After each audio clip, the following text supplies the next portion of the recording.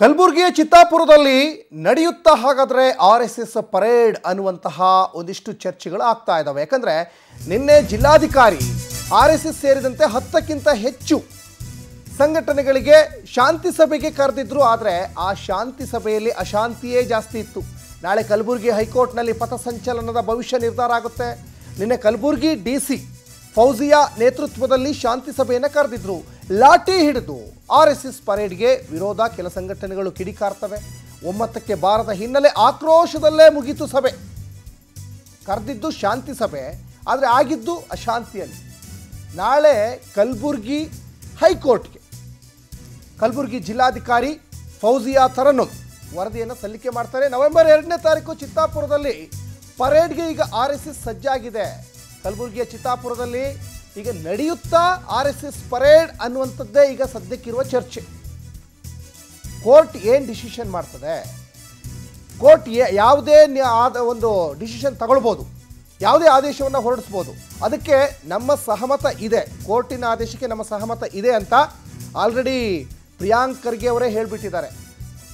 ಕೋರ್ಟಿನ ಆದೇಶ ಬರೀ ಪ್ರಿಯಾಂಕ್ ಖರ್ಗೆ ಅವರಿಗೆ ಅಷ್ಟೇ ಅನ್ವಯ ಆಗಲ್ಲ, ಅದು ಎಲ್ಲ ಸಂಘಟನೆಗಳಿಗೂ ಕೂಡ ಅನ್ವಯ ಆಗ್ತದೆ. ಅಂದರೆ RSS ಕಳೆದ 100 ವರ್ಷದಿಂದನೂ ಕೂಡ ಪಥಸಂಚಲನ ಮಾಡ್ಕೊಂಡು ಬರ್ತಾನೆ ಇದೆ, ಅದೇನು ಇವತ್ತೇನಲ್ಲ. ಆದರೆ ಈ ಸಂಘಟನೆ ಜೊತೆಗೆ ಕೆಲವೊಂದಿಷ್ಟು ಸಂಘಟನೆಗಳು ನಮ್ಗೆ ಅವತ್ತೇ ಪ್ರತಿಭಟನೆ ಮಾಡಲಿಕ್ಕೋ ಸಭೆ ಮಾಡಲಿಕ್ಕೋ ಅಥವಾ ಪಥಸಂಚಲನ ಮಾಡಲಿಕ್ಕೋ ನಮಗೂ ಅವಕಾಶ ಕೊಡಬೇಕು ಅಂತ ಒಂದು ಕಡೆ ಮನವಿಯನ್ನು ಮಾಡಿಕೊಂಡಿದ್ರು. ಹಾಗಾಗಿನೇ RSS ಇರ್ಬೋದು, ಭೀಮ್ ಆರ್ಮಿ ಇರ್ಬೋದು, ಭಾರತೀಯ ಒಂದು ದಲಿತ ಪ್ಯಾಂಥರ್ಸ್ ಇರ್ಬೋದು, ಹೀಗೆ ಅನೇಕ ಸಂಘಟನೆಗಳಿಗೆ ಅವರು ಸೂಚನೆ ಕೊಟ್ಟಿದ್ದರು ಬರಬೇಕು ಶಾಂತಿ ಸಭೆಗೆ ಅಂತ. ಎಸ್, ಈ ಬಗ್ಗೆ ಹೆಚ್ಚಿನ ಡೀಟೇಲ್ಸನ್ನು ನಮ್ಮ ಪ್ರತಿನಿಧಿ ಅನಿಲ್ ಸ್ವಾಮಿ ಕೊಡ್ತಾ ಹೋಗ್ತಾರೆ. ಅನಿಲ್ ಸ್ವಾಮಿ, ಎಲ್ಲರ ಚಿತ್ತ ಈಗ ಚಿತ್ತಾಪುರದತ್ತ ಇದೆ. ಯಾಕಂದರೆ ನವೆಂಬರ್ 2ನೇ ತಾರೀಕು RSS ಪರೇಡ್ ನಡೀತದ, ಪಥಸಂಚಲನ ನಡೀತದ ಇಲ್ವಾ ಅನ್ನೋಂಥದ್ದು.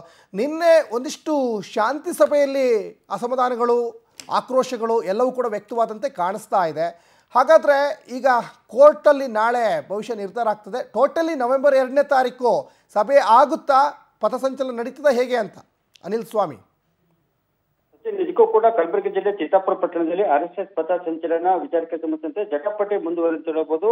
ಇದು ಕಲಬುರಗಿ ಹೈಕೋರ್ಟ್ ಏಕ ಸದಸ್ಯ ಪೀಠದ ಸೂಚನೆಯಂತೆ ನಿನ್ನೆ ಕಲಬುರಗಿ ಜಿಲ್ಲಾಡಳಿತ 10 ಸಂಘಟನೆಗಳ ಶಾಂತಿ ಸಭೆ ಕರೆದಿತ್ತು. ಈ ಒಂದು ಶಾಂತಿ ಸಭೆಯಲ್ಲಿ RSS ಸಂಘಟನೆ, ದಲಿತ ಸಂಘಟನೆಗಳು ಸಹ ಭಾಗಿಯಾಗಿದ್ದವು.